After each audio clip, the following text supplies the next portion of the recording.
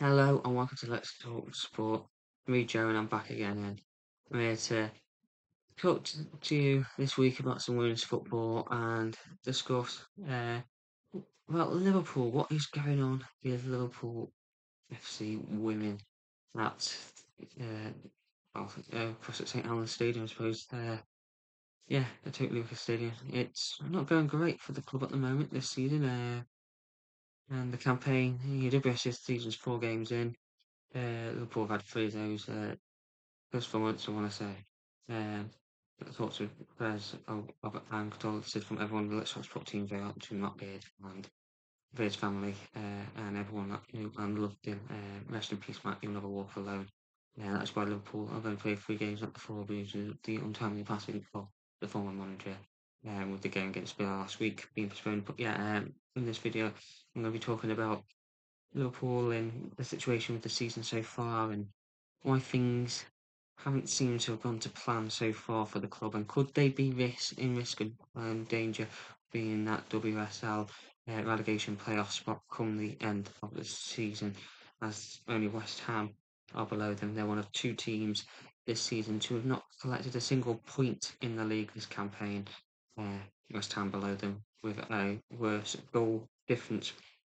But yeah, Gareth Taylor's at the helm at Liverpool, and a penny for Amber Whiteley's thoughts on this situation at the moment, because obviously she took over the Reds after Matt's departure then towards like the end of last season, and he steered the Reds for the rest of the campaign, and I thought did a fairly decent job as in the dugout, in getting that 3-0 win at Anfield, Liverpool's first win at Anfield, and against Manchester United, which was absolutely beautiful last season. So yeah, it's an interesting one. Gatte's come in. He's got an interesting record and mixed reputation from his time at Manchester City. Notably, there was the bust up with Chloe Kelly, and you can check out a video that I did a few months back on that one on this channel as well. But yeah, yeah, now Taylor's come into Liverpool and he's not had the greatest of starts under his tenureship, uh, and they find themselves second from bottom in the table. No points on the board as well for the Reds, and a goal difference of -6. Only West Ham with -12 have a worse goal difference, and they've played a game more as well than Taylor's Reds. So they start off the season with Merseyside derby at Anfield. Liverpool did, taking the lead on 12 minutes for a wonderful goal by Cornelia Fox. But Cornelia Figanola got a hat-trick, and Ketcher Snoyce got a customary Derby Day goal for visitors as the Blues ran out 4-1 winners. 10-player Leicester next up for the Reds away from home, and a 1-0 defeat there. Emily van Egmond with the goal for the hosts in that one. Obviously, the Villa game, as I touched on, was abandoned. They played a League Cup tie in the week on Wednesday, 24th of September. 5-0 win over lowly Sunderland. Gemma Evans, Jenna Clark, Risa Shimizu, and Sophie Roman Howell with the goals for the Reds on that occasion in the competition. Before this weekend succumbing to a 2-0 defeat to Manchester United, with Alatoon amongst the goals in that one. And that win has seen Manchester United go second in the WSL table, 2 points behind leaders Chelsea. So yeah, whereas Liverpool sit in 11th, yet to put a point on the board, and they face a trip to London City Lionesses on Sunday. It's 11:55. Bit of a strange kick-off time there, but let's not go there with that one. So yeah, it begs a question on a few things here in terms of uh, Liverpool, what has been going on, what is going to happen this season uh, with the club. I'd expect them to get through the League Cup group. They've got Sheffield United, who are currently second in their group. Durham and Sunderland, so they should progress through that one. But in terms of the WSL. It's not very promising for the Reds by the look of things so far. With London City, who have 3 points away this weekend, followed for Manchester City at home. So yeah, a bit of grim reading. What is what is the problem going on at Liverpool is the questions that you probably want me to answer, and I think it's a number of things. Obviously they lost Olivia Smith. They've lost even got a world record fee for her from Arsenal, and she's doing okay at Gunners at the moment. They never really they never really invested it in that top bracket of player. They've padded out the squad with okay players, decent players, but they're still lacking that creative spark in the final third. And I think a switching tactic as well has maybe hindered Liverpool. I think they're trying to progress into this new system, trying to gel into a new system, and it's not really worked that well.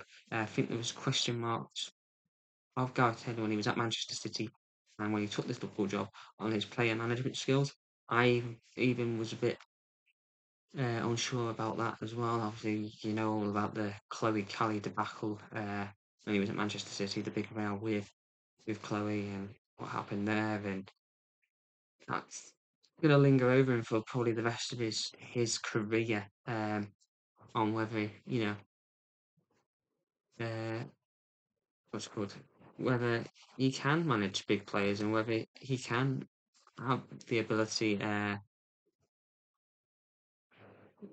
to manage big clubs as well, and how his tactics and his people management skills work together. That's going to be an interesting way that we look at things here in terms of the football and how you look at his career. I think uh, in terms of I'm just getting his stats up. In terms of silverware, he has got a pedigree. He won the FA Cup and the League Cup at Manchester City before things uh, went pear shaped. But you know, uh, it it's it's one of those campaigns where uh,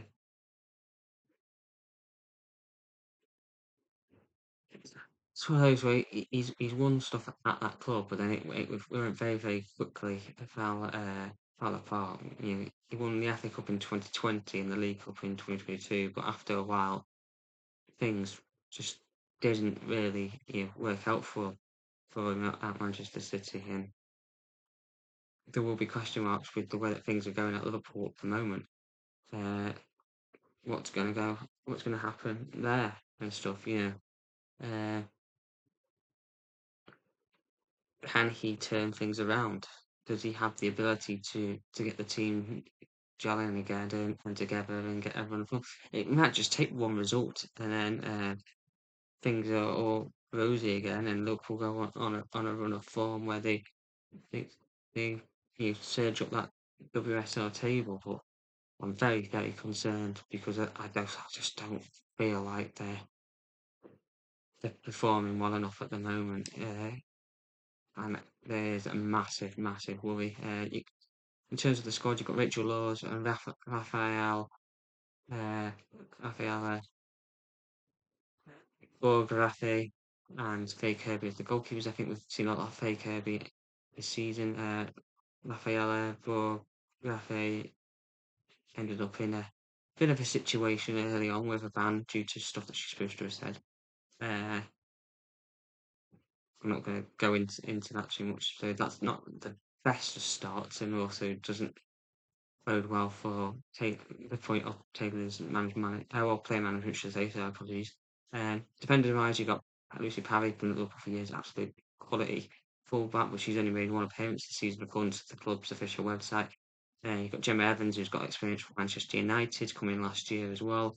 Grace Fisk, the new club captain, been at the Reds for a while now. Uh, she's an ever-present and a brilliant player. Riza Shimizu, coming from City. She's made 4 appearances. Lily Woodham's come in from the States and the Welsh international. Uh, Jenna Clark's been a present at Liverpool for a few years. Same with Gemma Bonner as well. Alejandra Bernabei has come in now after her loan in the second half of last season with Chelsea, and you got Hannah Silcock as well, the youngster. Midfielder wise, uh, Emilius Madzak had come in this summer as well.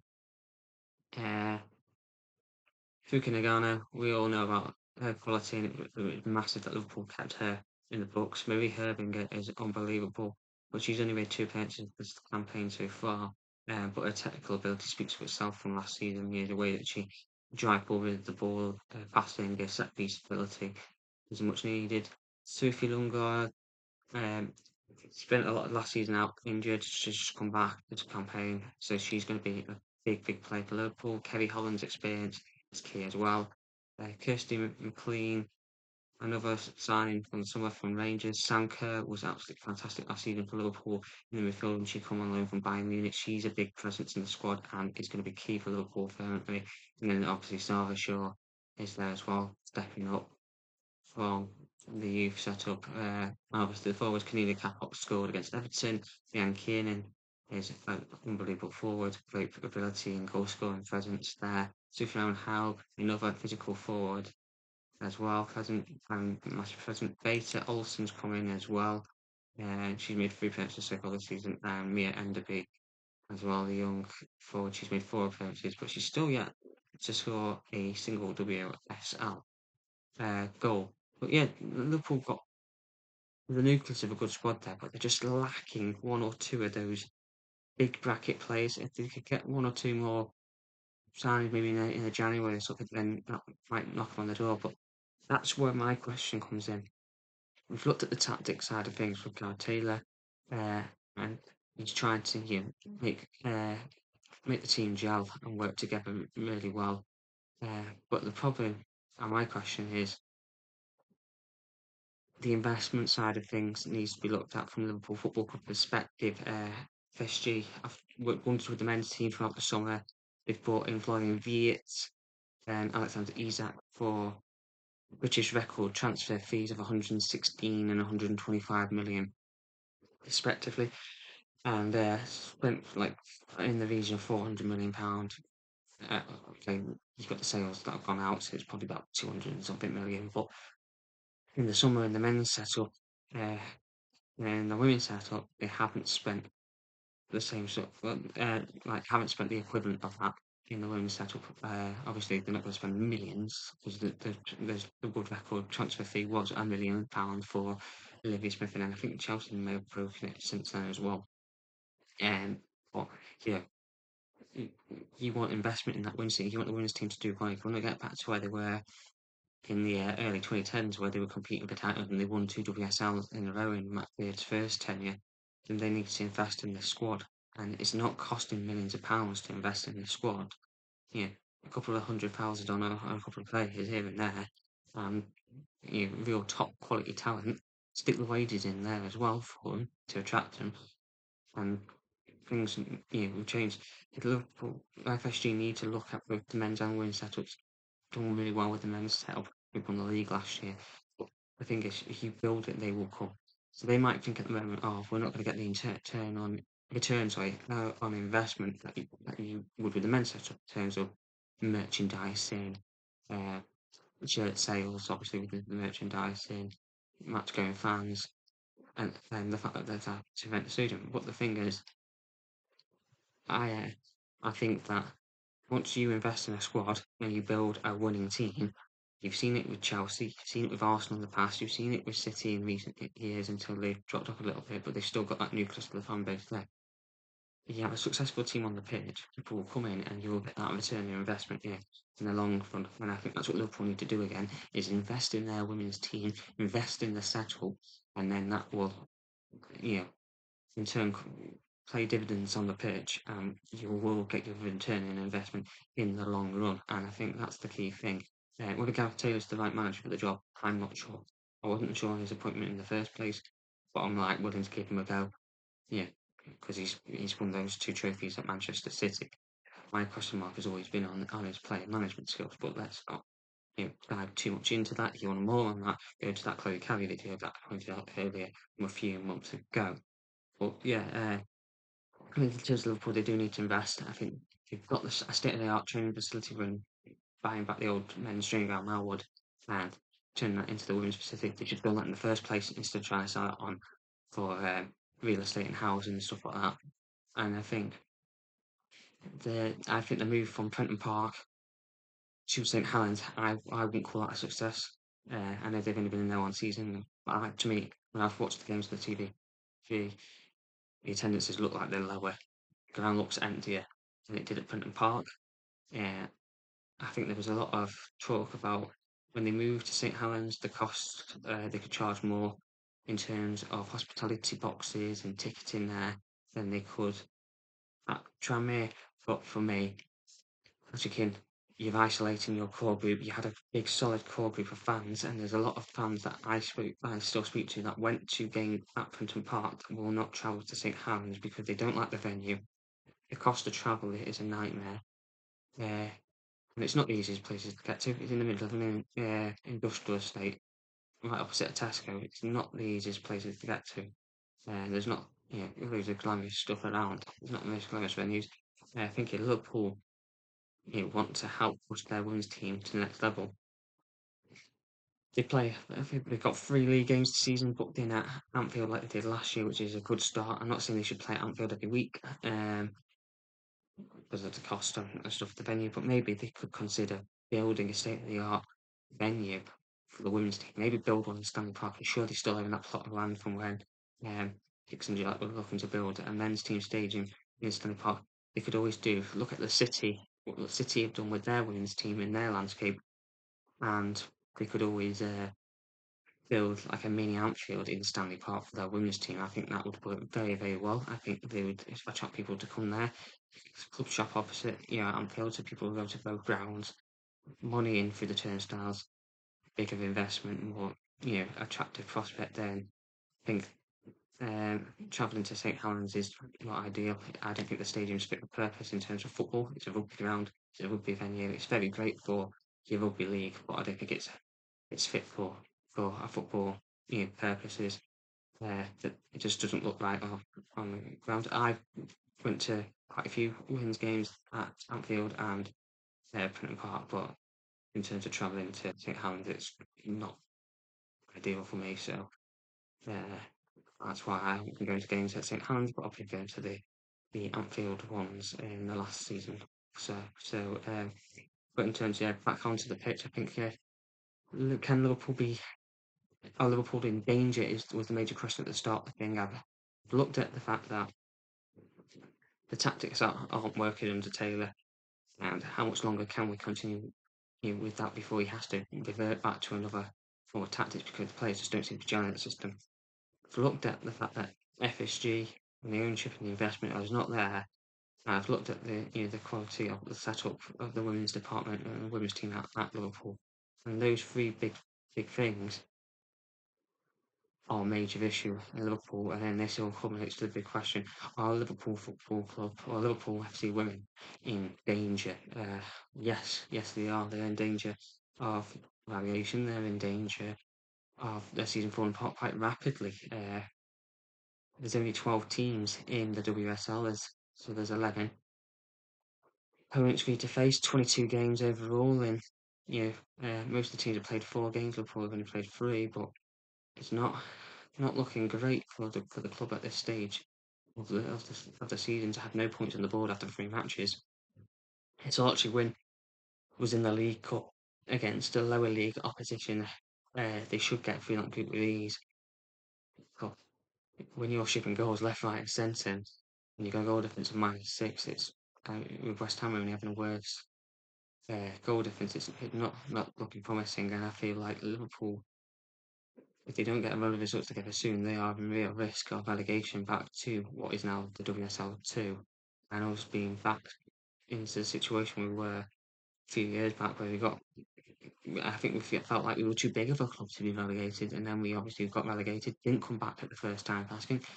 Brought Matt Beer back, he brought us back with winning the title away to Bristol City. So yeah, are Liverpool in danger? Yes, they are. they need to take their women's setup more seriously. FSG need to invest in the women's department. Taylor needs to sort out his tactics, otherwise he'll be given the boot by Christmas, and Liverpool will have to rip apart all that and start again under a new manager. Like I said early on in the video, Penny for Whiteley Sports, because she was doing a fairly decent job in the interim, and then doesn't get the opportunity to take it on full time, and she seemed to have the group gel together and the respect of the players. Uh, I'm I'm going to be interested to see. I'm going to keep a very close eye on from the perspective of how this club, how the club does in the coming weeks. I hope we get some wins on the board starting on Sunday with London City Lionesses away, and uh, I think it's all grouped together. Liverpool, let's all players, staff, fans, let's all group together. Let's work hard and see if we can turn this season around, and hopefully, come Christmas time, I can do a mid-season review on the WSL, and I can be talking about how Liverpool are further up the table. Then, you know, I wasn't hitting the panic button too soon, and you know, but we just don't know. It's just not promising. But I think, a number of aspects within the women's department you're looking at with tactics on the pitch, uh, the players staff need looking at, a few additions in January will be needed, and heavily investment in the women's department from Fenway Sports Group is what's massively needed at the club if they want Liverpool to be competing with the likes of Chelsea, Arsenal, Manchester United, and Manchester City, because that's what's needed is heavy investment in the women's department, and that's what it's been calling out for years. And I think a key part of that is don't isolate the fans. You've moved rounds for financial reasons, um, but it's backfired massively. You've isolated the core part of your fan base, so not made it the most accessible places to get to. So I think at the end of the day, you need to look at changing venue again and looking at the affordability of the games as well off the pitch as well as on it. I know I've gone off on a bit of a tangent, but the key question was, are Liverpool in danger of relegation? Yes, they are in danger of relegation as things currently stand. Can they turn it around, and can they push high up the table? And who knows, finish uh, fifth, sixth, seventh? Because can't see them breaking into top four. Maybe, but it just needs a few things to click into place, and they should be okay again. But my worry is, yeah, will the will things run out quite quickly? Will the time be there? And can Taylor turn things around? I hope so. I hope so. Uh, so let us know your thoughts on the situation at Liverpool FC Women in the comment section below. Don't forget to like this video, subscribe to Let's Talk Sport for more content. So we've got more videos coming from the world of sport. And thanks for watching. Let's Talk Sport.